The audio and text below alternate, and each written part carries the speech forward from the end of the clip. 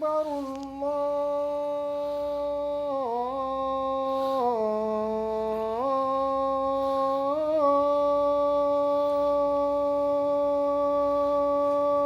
الله أكبر.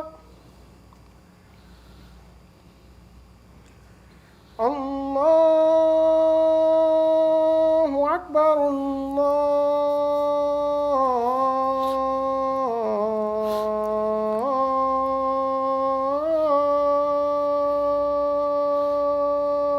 الله أكبر.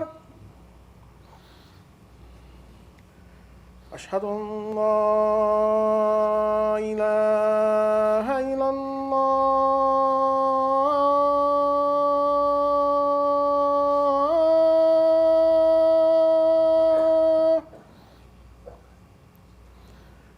أشهد أن لا إله إلا الله.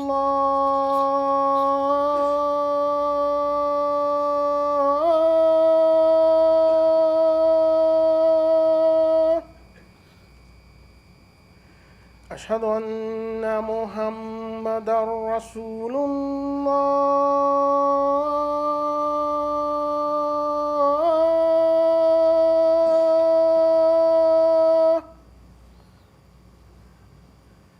أشهد أن محمدا رسول الله.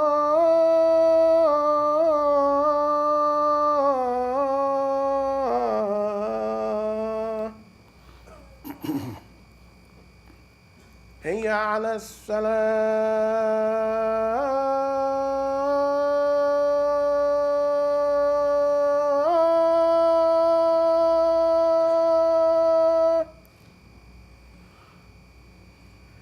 هيا على السلام.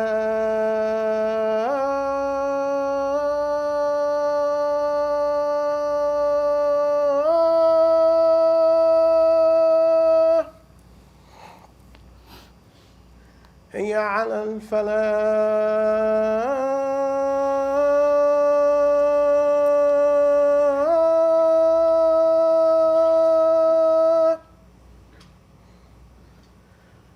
هيا على الفلاح.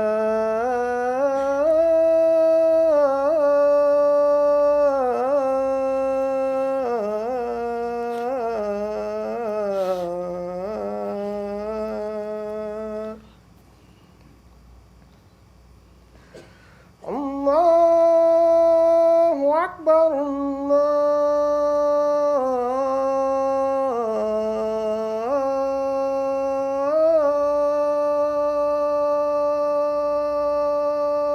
الله أكبر.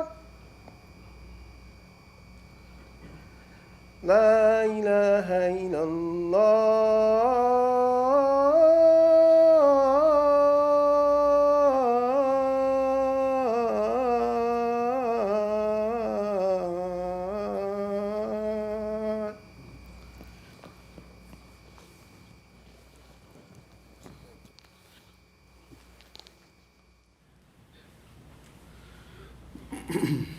السلام علیکم ورحمۃ اللہ.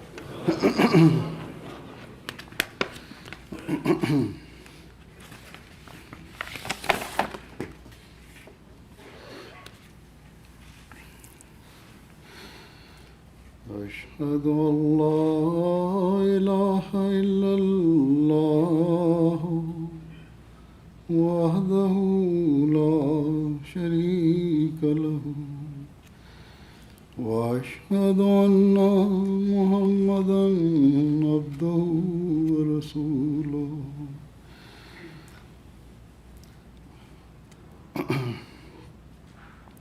أما بعد فأعوذ بالله من الشيطان الرجيم. بسم الله الرحمن الرحيم. الحمد لله رب العالمين الرحمن الرحيم مالك يوم الدين. إياك نعبد وإياك نستعين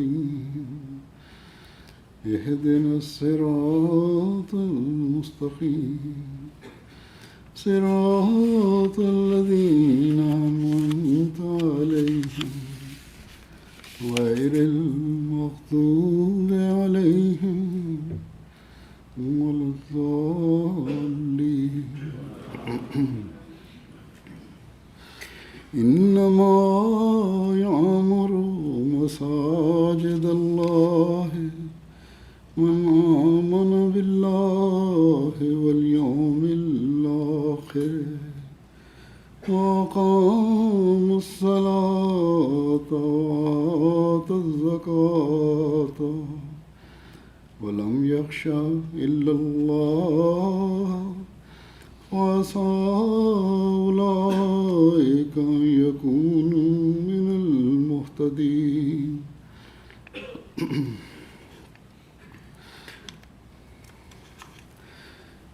اس آیت کا ترجمہ یہ ہے کہ اللہ کی مساجد تو وہی آباد کرتا ہے جو اللہ پر ایمان لائے اور یوم آخرت پر اور نماز قائم کرے اور زکوٰۃ دے اور اللہ کے سوا کسی سے خوف نہ کھائے.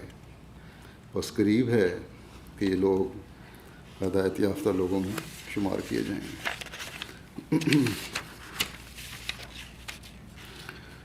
الحمدللہ اللہ تعالیٰ نے اس شہر میں ہمیں پہلی مسجد بنانے کی توفیق عطا فرمائی اور آج اس کا رسمی افتتاح ہے. دنیاوی عمارتوں یا وہ عمارتیں جو دنیاوی مفادات حاصل کرنے کے لیے بنائی جاتی ہیں، ان کے افتتاحوں میں تو دنیا کے رواج کے مطابق ان ملکوں میں خاص طور پر اور دنیا میں عموماً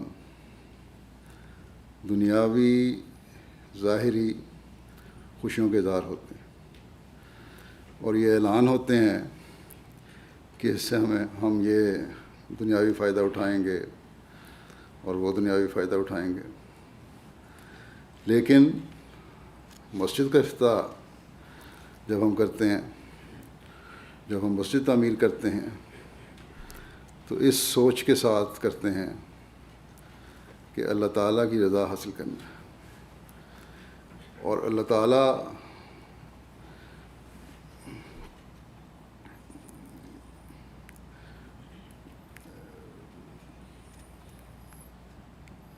تعالیٰ کے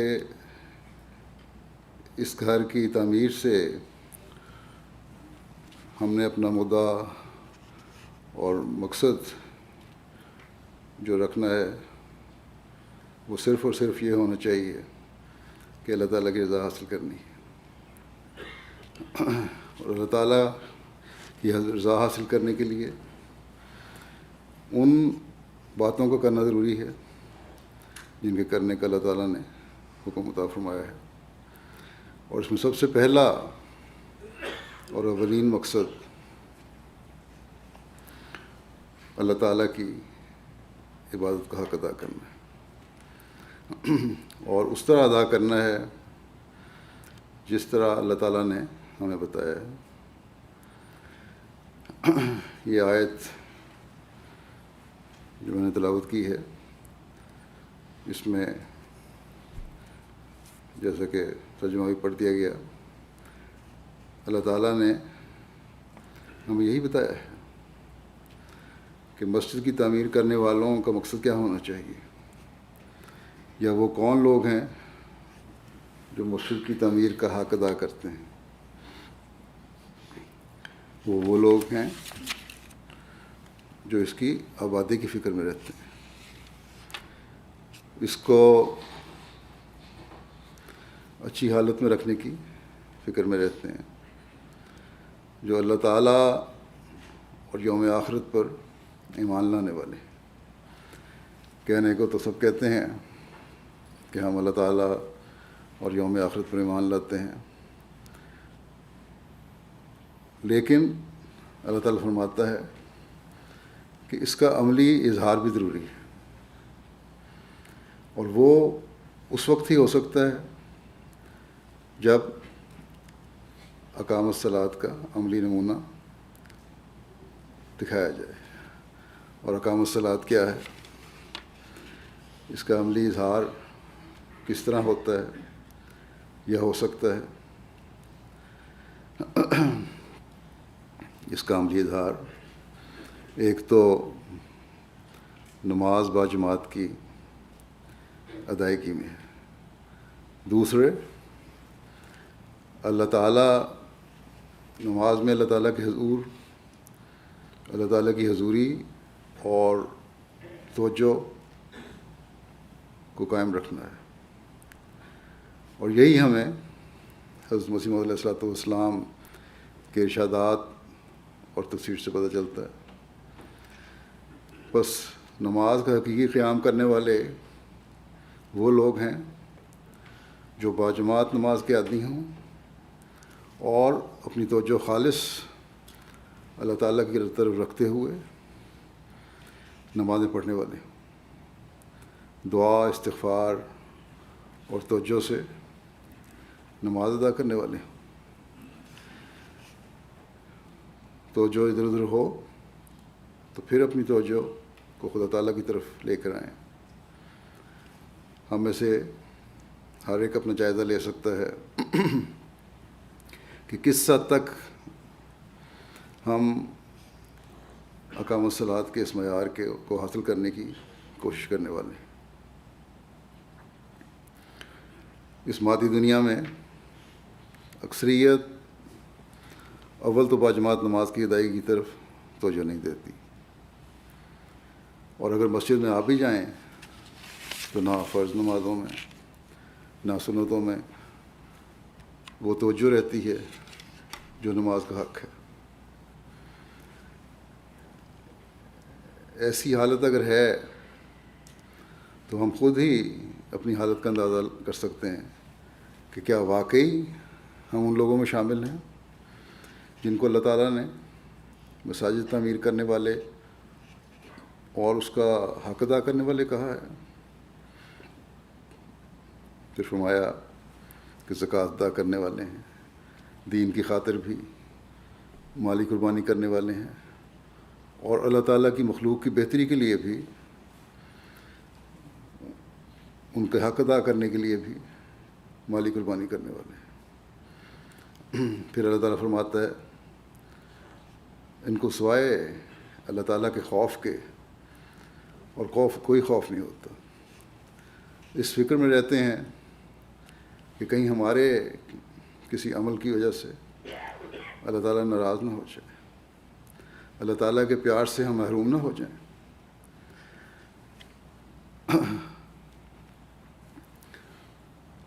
اپنے اعمال ان ہدایات کے مطابق کرنے والے ہوتے ہیں، ان حکموں کے لیے کو اپنے پیش نظر ہر وقت رکھنے والے ہیں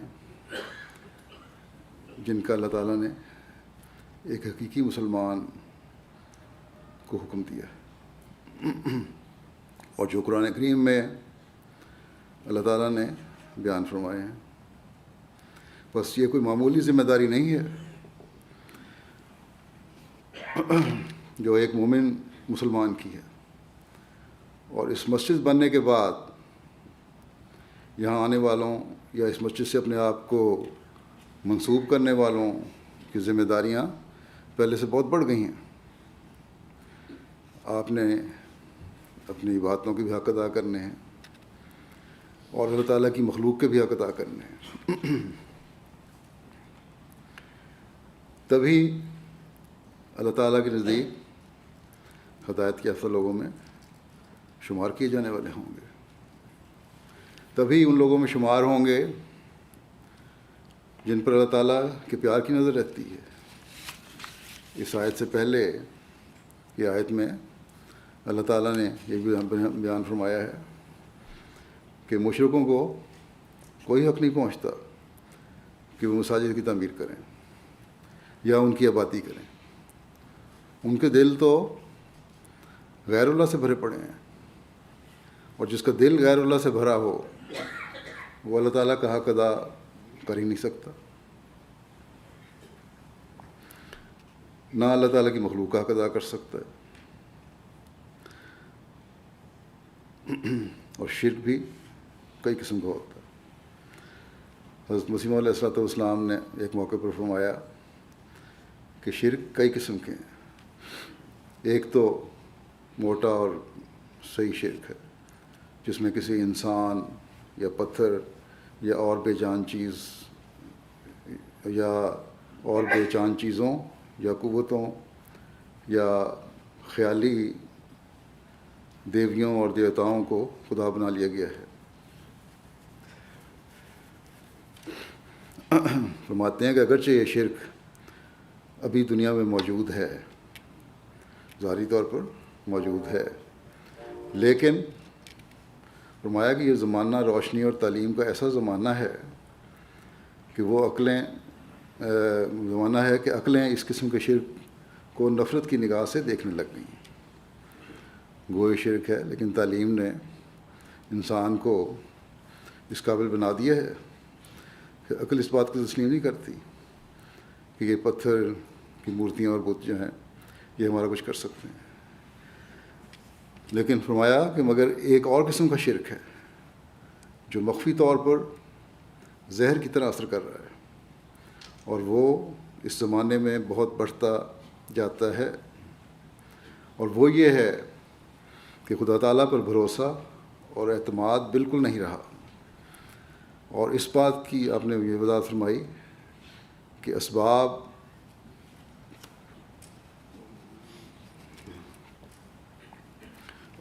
اور دوسری چیزوں پر خدا تعالیٰ کی نسبت زیادہ بھروسہ ہے. اپنی نوکریوں، اپنے کاروباروں، اپنی دنیاوی مصروفیات کی طرف زیادہ توجہ ہے. اور یہی وجہ ہے کہ نمازوں کی طرف توجہ نہیں ہے، مسجدیں آباد کرنے کی طرف توجہ نہیں ہے. بس ہمیں یہ دعا کرنی چاہیے، اللہ تعالیٰ سے عاجزانہ طور پہ یہ مانگنا چاہیے کہ اے خدا ہمیں کامل مومن بندہ بنا، کیونکہ مومن بننا بھی اللہ تعالیٰ کے فضلوں پر منحصر ہے. اس لیے اس کے مانگنے ہی سے یہ مقام حاصل ہو سکتا ہے. ہم صرف اس بات پر خوش نہ ہو جائیں کہ ہم نے ایک بڑی خصوص مسجد فلاڈیلفیا میں بنا دی ہے، اس شہر میں بنا دی ہے، بلکہ ہم اس کا حق ادا کرتے ہوئے جب اللہ تعالیٰ کے حضور حاصل ہوں تو ہم یہ سننے والے ہوں کہ یہ وہ لوگ ہیں جنہوں نے مسجدیں خدا تعالیٰ کی خاطر بنائی اور پھر اس کا حق ادا کرنے کی بھی کوشش کی. چنانچہ انہی ہدایت یافتہ لوگوں میں اور ان لوگوں میں ان کو شمار کیا جاتا ہے جن سے اللہ راضی ہوتا ہے، جن سے خدا تعالیٰ خوش ہوتا ہے. بس اس سوچ کو ہمیں اپنے اندر پیدا کرنے کی کوشش کرنی چاہیے. جب یہ سوچ ہوگی اور اس کے لیے کوشش ہوگی تو اس مسجد کے افضال اور برکات ہم اس دنیا میں محسوس کریں گے. ہماری اولادیں اور نسلیں بھی دین سے جڑی ہوئی ہوں گی، اور ہم اللہ تعالیٰ کے پیغام کو بھی اس علاقے اور اس شہر میں پھیلانے والے ہوں گے، توحید کو دنیا میں قائم کرنے والے ہوں گے، اور حضرت محمد رسول اللہ صلی اللہ علیہ وسلم کے جھنڈے کو دنیا میں لہرانے والے ہوں گے. حضرت مسیح موعود علیہ السلام نے مسجدوں کی تعمیر کا ایک مقصد یہ بھی بیان فرمایا ہے کہ جس علاقے میں اسلام کی حقیقی تعلیم اور حقیقی پیغام پہنچانا چاہتے ہو وہاں مسجد بنا دو. آپ نے فرمایا کہ اس وقت ہماری جماعت کو مساجد کی بڑی ضرورت ہے۔ یہ خانہ خدا ہوتا ہے۔ جس گاؤں یا شہر میں ہماری جماعت کی مسجد قائم ہو گئی تو سمجھو کہ جماعت کی ترقی کی بنیاد پڑ گئی۔ اگر کوئی ایسا گاؤں ہو یا شہر جہاں مسلمان کم ہوں یا نہ ہوں اور وہاں اسلام کی ترقی کرنی ہو تو ایک مسجد بنا دینی چاہیے، پھر خدا خود مسلمانوں کو کھینچ لاوے گا۔ لیکن شرط یہ ہے، صرف مسجد بننے سے نہیں ہوتا۔ فرمایا شرط یہ ہے کہ قیام مسجد میں نیت و اخلاص ہو، اخلاص سے بنائی جائے مسجد، نہ دکھاوے کے لیے۔ فرمایا کہ محض للہ اسے کیا جائے، یعنی مسجد کی تعمیر کا کام اللہ کی خاطر صرف کیا جائے، نفسانی اغراض یا کسی شر کو ہرگز دخل نہ ہو، تب خدا برکت دے گا۔ بس یہ بات ہمیں ہمیشہ اپنے سامنے رکھنی چاہیے کہ مسجد ہم بناتے ہیں، مسجد کی خاطر ہم مالی قربانی بھی اگر کرتے ہیں تو اس میں کوئی دکھاوا نہ ہو، بلکہ یہ نیت ہو کہ مسجد بنے گی تو ہم بھی عبادت گاہ ادا کرنے والے ہوں گے، ہماری آئندہ نسلیں بھی محفوظ ہوں گی اور دین سے جڑی رہیں گی۔ بس اس مسجد کی تعمیر اور آبادی کے ساتھ ایک اور بڑی ذمہ داری بھی یہاں کے رہنے والوں پہ پڑ گئی کہ اس شہر میں اسلام کی تبلیغ کا ذریعہ اس مسجد کو بنا دیں۔ کہا جاتا ہے یہاں مسلمانوں کی اس شہر میں 47 مساجد یا سینٹر ہیں، لیکن باقاعدہ مسجد کے طور پر تعمیر ہونے والی یہ پہلی مسجد ہے۔ بس جب مسجد کے طور پر یہ عمارت اس شہر میں تعمیر ہوئی ہے تو صرف یہ بتانے کے لیے نہیں کہ مسلمانوں کی مسجد کی حقیقی شکل کس طرح کی ہوتی ہے، بلکہ یہ بتانے کے لیے ہے کہ اس مسجد سے اسلام کی خوبصورت اور امن پسند تعلیم کی اصل شکل دنیا کے سامنے ابھر کر سامنے آئے گی۔ ہم ہیں جو دعاؤں اور عبادتوں کے ساتھ اسلام کا حقیقی پیغام دنیا میں پھیلاتے ہیں، اور یہاں آپ پہلے سے بڑھ کر اپنے عملی نمونوں کے ذریعے سے پھیلائیں گے۔ اس علاقے میں اسلام کی تعلیم کی عملی صورت کا اظہار کر کے ہم نے احمدی مسلمانوں کی آبادی کو بھی بڑھانا ہے، لیکن ہماری احمدی آبادی بھی یہاں سے عموماً مجھے بتایا گیا کہ فاصلے پر ہی ہے، 1-2 گھروں کے علاوہ۔ امیر صاحب سے بات ہو رہی تھی، انہوں نے بتایا، اس بات کا اظہار کیا کہ اس مسجد کا کافی بڑا رقبہ ہے اور بڑا پلاٹ ہے جس میں تعمیر کی اجازت بھی مل سکتی ہے۔ اگر یہاں فلیٹ بنائے جائیں یا گھر بنائے جائیں اور یا احمدیوں کو بنانے کی اجازت دی جائے تو مسجد کے قریب آبادی ہو سکتی ہے۔ میرے خیال میں یہ ایک اچھی تجویز ہے، اس پر غور ہونا چاہیے۔ اگر یہ تجویز قابل عمل ہے تو ضرور کوشش ہونی چاہیے کہ یہاں احمدی گھر آ کر آباد ہوں، اور جب احمدی آبادی ہوگی اور اس نیت سے آئے گی کہ مسجد کو بھی آباد کرنا ہے اور اسلام کی خوبصورت تعلیم کا پیغام بھی پہنچانا ہے، تو اللہ تعالیٰ پھر اس نیت میں بھی برکت ڈالے گا، اور ان شاء اللہ تعالیٰ احمدی آبادی میں اضافے کا باعث بھی ہوگی۔ یہ بات ہماری تاریخ ہمیں بتاتی ہے کہ 1920 میں جب حضرت مفتی محمد صادق صاحب امریکہ تشریف لائے بطور مبلغ، تو یہاں فلاڈیلفیا کی بندرگاہ پر اترے تھے، لیکن آپ کو ملک میں داخل نہیں ہونے دیا گیا، اس کی اجازت نہیں ملی اس وقت، اور ان کو ایک گھر میں قید کر دیا گیا. وہاں اور بھی قیدی تھے. آپ کی تبلیغ سے 2 مہینے میں 15 قیدیوں نے اسلام قبول کر لیا. تبلیغ کے ساتھ ساتھ ان کا عملی نمونہ بھی تھا, ان کو تقویٰ بھی تھا, ان کی دعائیں بھی تھیں. بس یہ بھی ایک ضروری چیز ہے تبلیغ کے ساتھ. اور پھر آپ کے قیام کے دوران یہاں 5-6 ہزار کہا جاتا ہے کہ احمدی ہوئے. حضرت مسلم موعود رضی اللہ عنہ نے اس وقت یہ فرمایا تھا کہ اگر یہی بیتوں کی تعداد ہو تو چند دہائیوں میں لاکھوں تک یہ تعداد پہنچ سکتی ہے.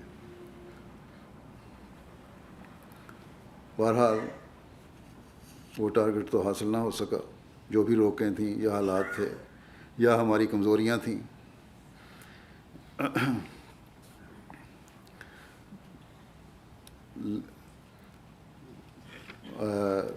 لیکن اب موقع ہے کہ ہم ایک عزم کے ساتھ اس کی کوشش کریں. بلکہ حضرت مسیح موعود علیہ الصلوۃ والسلام کے زمانے میں بھی یہاں پیغام پہنچ گیا تھا, جس کا ذکر حضرت مسیح موعود علیہ الصلوۃ والسلام نے اپنی کتاب براہین احمدیہ میں فرمایا ہے. چنانچہ آپ فرماتے ہیں کہ ایسا ہی اور کئی انگریز ان ملکوں میں اس سلسلے کے ثناء خواں ہیں اور اپنی موافقت اس سے ظاہر کرتے ہیں, بڑی تعریف کرتے ہیں اور اپنے یہ اظہار کرتے ہیں کہ ہم بالکل اس کے قائل ہیں اس تعلیم کے. تو فرماتے ہیں کہ چنانچہ ڈاکٹر بیکر, جن کا نام جارج بیکر یا بیکر تھا, نمبر 404 سسکوہانا ایونیو, فلاڈیلفیا, امریکہ, میگزین ریویو آف ریلیجن میں میرا نام اور تذکرہ پڑھ کر اپنی چٹھی میں یہ الفاظ لکھتے ہیں. جس نے مضمون لکھا تھا ان کو ہی لکھتے ہیں بیکر صاحب کہ مجھے آپ کے امام کے خیالات کے ساتھ بالکل اتفاق ہے. انہوں نے اسلام کو ٹھیک اس شکل میں دنیا کے سامنے پیش کیا جس شکل میں حضرت نبی محمد صلی اللہ علیہ وسلم نے پیش کیا تھا. پھر حضرت مفتی محمد صادق صاحب بھی اپنی ایک رپورٹ میں لکھتے ہیں کہ عاجز راکم کو ان تھوڑے سے ایام میں جو ملک امریکہ میں داخل ہوئے گزرے ہیں, باوجود بڑی مشکلات اور رکاوٹوں کے جو متعصب عیسائیوں کی طرف سے پیش آئیں, متعدد بے کامیابیاں حاصل ہوئیں. الحمدللہ علی ذالک. پھر لکھتے ہیں کہ اس وقت 29 نئے جینٹل مین اور لیڈیاں عاجز کی تبلیغ سے داخل دین متین ہو چکے ہیں, جن کے اسماء گرامی ما جدید اسلامی نام پیش کی جاتے ہیں. پھر تفصیل پیش کی. پھر آپ نے لکھا کہ نمبر 1 اور 2 ڈاکٹر جارج بیکر اور مسٹر احمد اینڈرسن, یہ ہر دو صاحبان ایک عرصے سے عاجز کے ساتھ خط و کتابت رکھتے تھے اور مدت سے مسلمان ہو چکے ہوئے ہیں, مخلص مسلمان ہیں. میں ضروری سمجھتا ہوں کہ ان کا نام اس فہرست میں سب سے اول رکھا جائے. پھر جیسا کہ میں نے کہا بعض دوسری لوگوں کا ذکر ہے. اب یہ فلاڈیلفیا میں یہاں سنا ہے کہ ڈاکٹر بیکر کے قبر بھی تلاش کر لی گئی ہے. ان کی وفات 1918 میں ہوئی تھی, یہیں تدفین ہے ان کی. تو اس زمانے میں آج سے تقریباً 100 سال پہلے سے یہاں احمدیت آئی ہوئی ہے.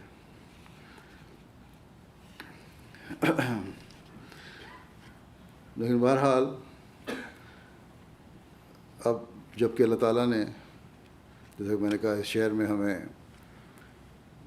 ایک خوبصورت مسجد بنانے کی توفیق دی ہے, تو اس کے ذریعے سے اب ایک نئے عزم کے ساتھ یہاں کی جماعت اور مبلغ کو بھی تبلیغ کے ایسے پروگرام بنانے چاہیے جس سے اسلام کی خوبصورت تعلیم اور یہ پیغام ہر طرف پھیل جائے. اور یہ علاقہ امن اور خوبصورتی کے لحاظ سے ایسا علاقہ بن جائے کہ لوگ کوشش کر کے اس علاقے میں آ کر رہائش کے خواہش مند ہوں۔ آبادی کے لحاظ سے یہ شہر امریکہ کا چھٹا بڑا شہر ہے۔ اگر اس شہر میں اور اس کے ارد گرد علاقے میں اسلام کا صحیح پیغام پہنچایا جائے تو انہی لوگوں سے وہ لوگ پیدا ہوں گے انشاءاللہ جو صحیح عابد اور مسجدوں کو آباد کرنے والے ہوں گے، اور اللہ تعالیٰ کا خوف رکھنے والے اور ہدایت یافتہ لوگ ہوں گے۔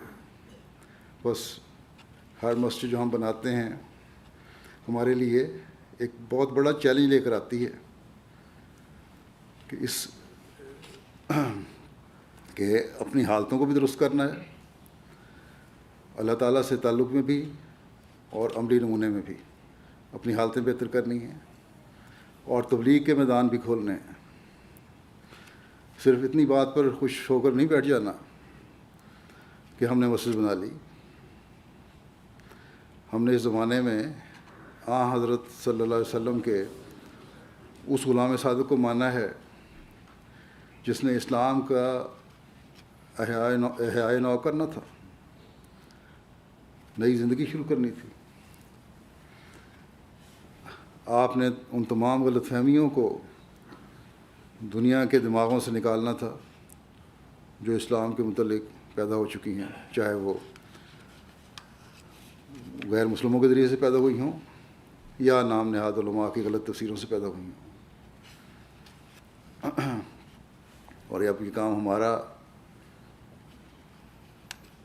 حضرت مسیح علیہ السلام کے ماننے والوں کا ہے کہ اس لحاظ سے اپنی تمام تر کوششوں اور صلاحیتوں کو بروئے کار لائیں، اپنی حالتوں اور عبادتوں کو ان معیاروں تک لے کر جائیں جو اللہ تعالیٰ کے نزدیک قابل قبول ہیں، جن کے بارے میں ہمیں حضرت مسیح علیہ السلام نے بار بار توجہ دلائی ہے۔ اس مسجد کی تعمیر میں جو خرچ ہوا، جو مجھے بتایا گیا، اب تک 8.1 ملین ڈالر خرچ ہوئے ہیں۔ 1/3 حصہ جماعت نے دیا ہے، باقی تفصیل آگے بتا دوں گا میں، بلکہ کچھ نیشنل ہیڈ کوارٹر نے دیا ہے۔ لیکن اس 8.1 ملین ڈالر کے خرچ کا فائدہ تب ہے جب اس کے مقصد کو پورا کریں، اور دور رہنے کے باوجود، اگر فی الحال لوگوں کی آبادی یہاں قریب نہیں ہے جو بھی اس شہر میں رہتے ہیں، اس مسجد کی آبادی کی 5 وقت کوشش کریں۔ حضرت مسیح علیہ السلام نے ایک موقع پر فرمایا کہ مسجدوں کی اصل زینت عمارتوں کے ساتھ نہیں ہے بلکہ ان نمازیوں کے ساتھ ہے جو اخلاص کے ساتھ نماز پڑھتے ہیں، ورنہ یہ سب مساجد ویران پڑی ہوئی ہیں، اس زمانے میں ویران پڑی ہوئی تھیں، اور آج کل بھی جو آباد ہیں تو وہاں غلط قسم کے نام نہاد علماء کے غلط نعروں نے ان کو امن کی بجائے فساد کی جگہ بنا دیا ہوا ہے۔ پھر آپ فرماتے ہیں کہ رسول کریم صلی اللہ علیہ وسلم کی مسجد چھوٹی سی تھی، کھجور کی چھڑیوں سے اس کی چھت بنائی گئی تھی، اور بارش کے وقت چھت میں سے پانی ٹپکتا تھا، لیکن کیا کچھ کام ہوئے وہاں۔ فرماتے ہیں کہ مسجد کی رونق نمازیوں کے ساتھ ہے۔ پھر فرمایا مسجدوں کے واسطے حکم ہے کہ تقویٰ کے واسطے بنائی جائیں۔ بس اخلاص کے ساتھ نمازیں پڑھنا اور تقویٰ پر چلتے ہوئے آ کر اس مسجد کو آباد رکھیں گے تو عبادتیں بھی قبول ہوں گی، اور غیر مسلموں میں اسلام کی تبلیغ صحیح رنگ میں ہو سکے گی۔ حضرت صلی اللہ علیہ وسلم نے ایک موقع پر فرمایا کہ جو ہماری مسجد میں اس نیت سے داخل ہوگا کہ بھلائی کی بات سیکھے، وہ اللہ تعالیٰ کی راہ میں جہاد کرنے والے کی طرح ہوگا۔ بس یہ ہے حقیقی مسلمان کا مقصد۔ آج کل اسلام کو بدنام کیا جاتا ہے کہ اسلام جہاد کی تعلیم دیتا ہے، اور بعض مسلمانوں کے عمل بھی اس بدنامی میں شامل ہیں۔ لیکن حقیقی مومن کا کام یہ ہے کہ نیکیاں سیکھے، نیکیوں پر عمل کرے، نیکیاں پھیلائے، تو گویا وہ جہاد کر رہا ہے۔ اور یہ جہاد کرنا آج ہم احمدیوں کا کام ہے۔ حضرت مسیح موعود علیہ السلام بار بار ہمیں نیکیوں پر چلنے اور تقویٰ پر قدم مارنے کی طرف توجہ دلاتے ہیں۔ چنانچہ ایک موقع پر آپ نے فرمایا کہ اس وصیت کو توجہ سے سنیں، فرمایا اس وصیت کو توجہ سے سنیں کہ وہ جو اس سلسلہ میں داخل ہو کر میرے ساتھ تعلق ارادت اور مریدی کا رکھتے ہیں، اس سے غرض یہ ہے کہ تا وہ نیک چلنی اور نیک بختی اور تقویٰ کے اعلیٰ درجے تک پہنچ جائیں، اور کوئی فساد اور شرارت اور بد چلنی ان کے نزدیک نہ آ سکے۔ وہ 5 وقت نماز کے پابند ہوں، وہ جھوٹ نہ بولیں، وہ کسی کو زبان سے ایذا نہ دیں، کوئی تکلیف نہ پہنچائیں، وہ کسی قسم کی بدکاری کے مرتکب نہ ہوں، اور کسی شرارت اور ظلم اور فساد اور فتنہ کا خیال بھی دل میں نہ لائیں۔ فرمایا غرض ہر ایک قسم کے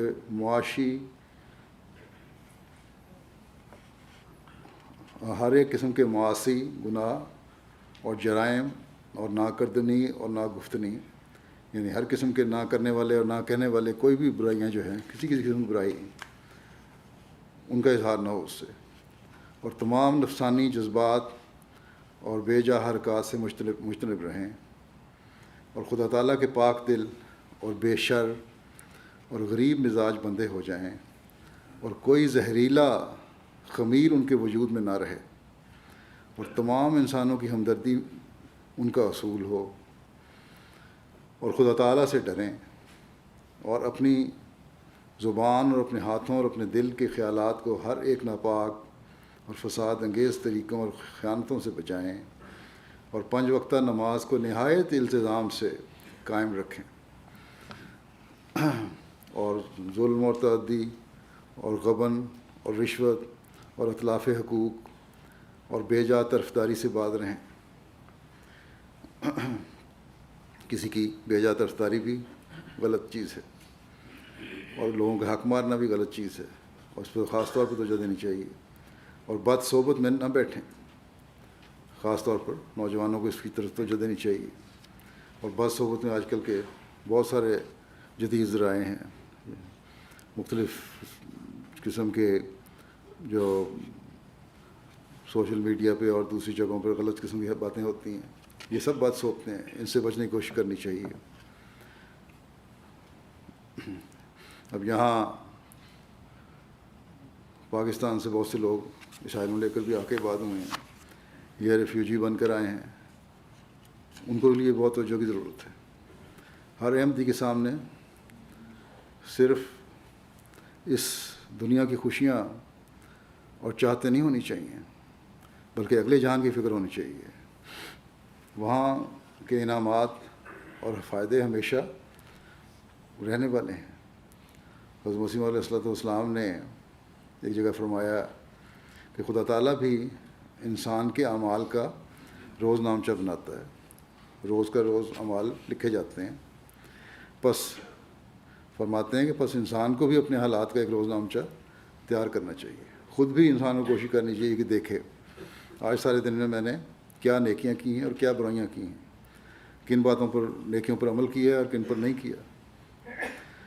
فرمایا اور اس میں غور کرنا چاہیے، پھر تیار نہیں کر لینا بلکہ غور کریں، تبھی انسان نیکیوں کی طرف جا سکتا ہے، اللہ تعالیٰ کی نزدیک ہدایت یافتہ ہو سکتا ہے۔ فرمایا کہ نیکی میں کہاں تک آگے قدم رکھا ہے، یہ دیکھو انسان کا آج اور کل برابر نہیں ہونے چاہیے۔ جس کا آج اور کل اس لحاظ سے کہ نیکی میں کیا ترقی کی ہے برابر ہو گیا، وہ گھاٹے میں ہے۔ فرماتے ہیں برابر اگر کیا تو کوئی فائدہ نہیں، تو نقصان ہے۔ انسان اگر خدا کو ماننے والا اور اس پر کامل ایمان رکھنے والا ہو تو کبھی ضائع نہیں کیا جاتا۔ بس یہ بہت سوچنے کا مقام ہے۔ اللہ تعالیٰ جب ہم پر فضل فرما رہا ہے تو اس کی شکر گزاری ہم پر فرض ہے۔ بس وہ لوگ جو اپنے دنیاوی کاروباروں کی وجہ سے خدا تعالیٰ کے حق کو اور اپنی عبادتوں کو بھول گئے ہیں، یا اس پر وہ توجہ نہیں جو ہونی چاہیے، وہ اپنے جائزے لے لیں کہ ہمارا عہد بیعت کیا ہے اور ہمارے عمل کیا ہیں۔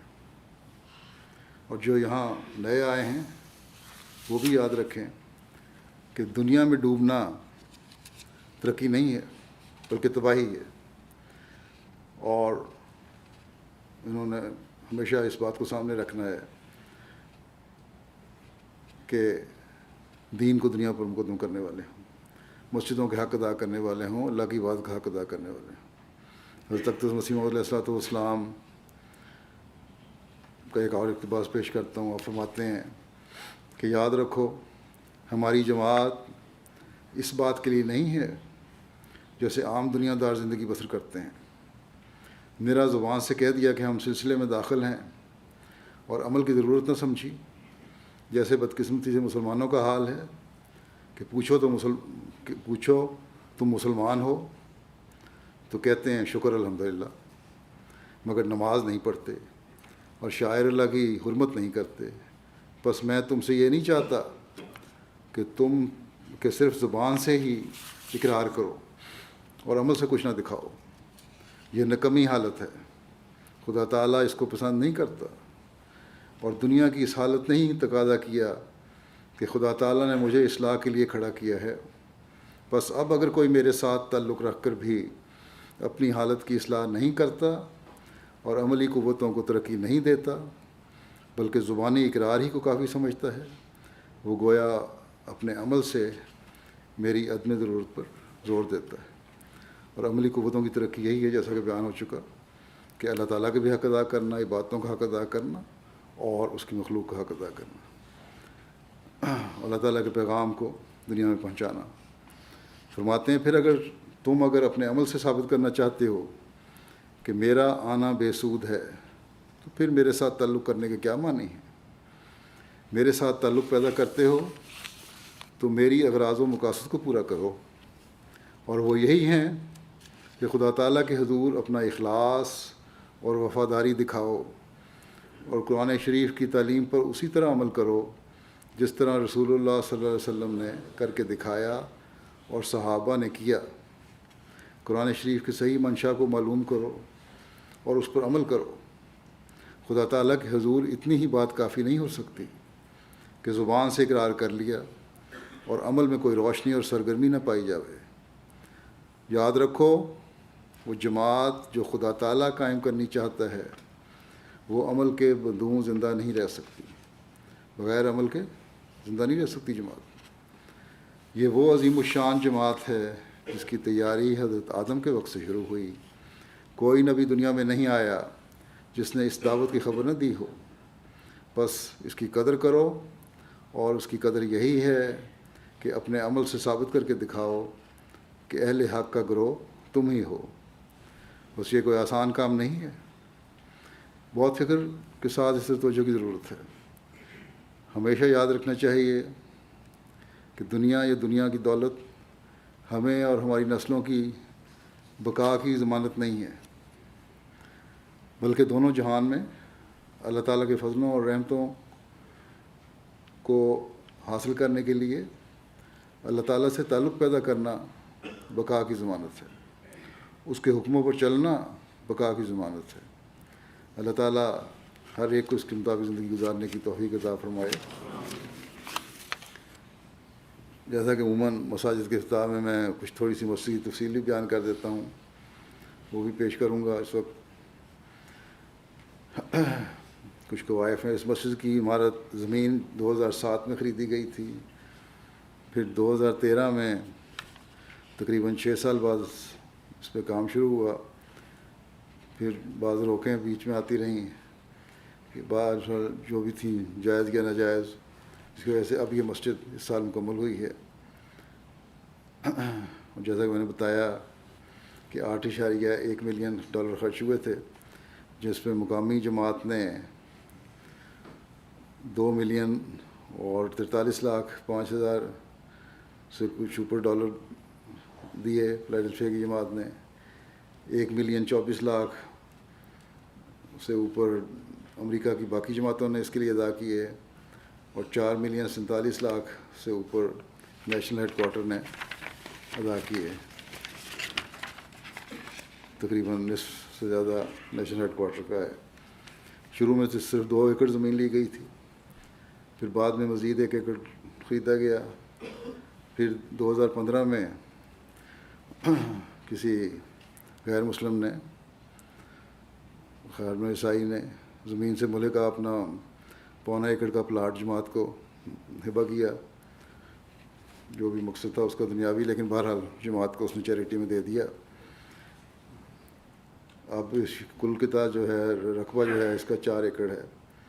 جیسا کہ میں نے کہا تھا پہلے کہ یہاں کوئی ہاؤسنگ اسکیم یا فلیٹ وغیرہ بنائے جا سکتے ہیں.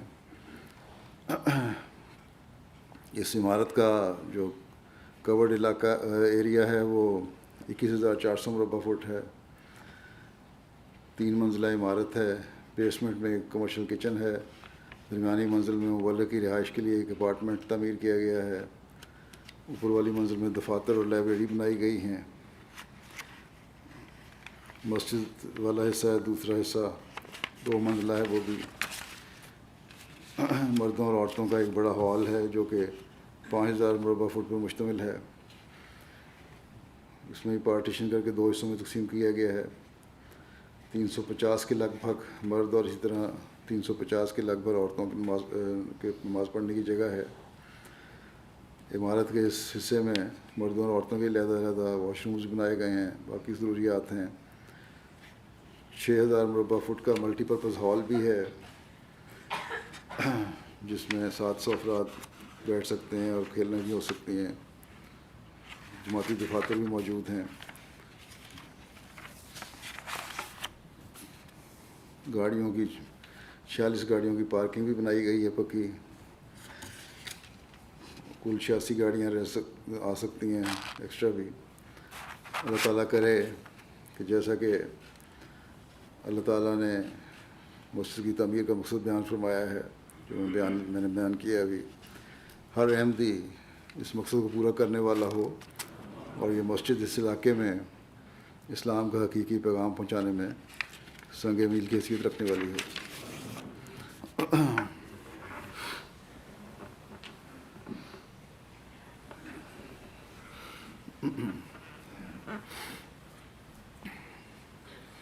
الحمد لله نحمده ونستعينه ونستغفره ونؤمن به ونتوكل عليه ونعوذ بالله من شرور أنفسنا ومن سيئات أعمالنا.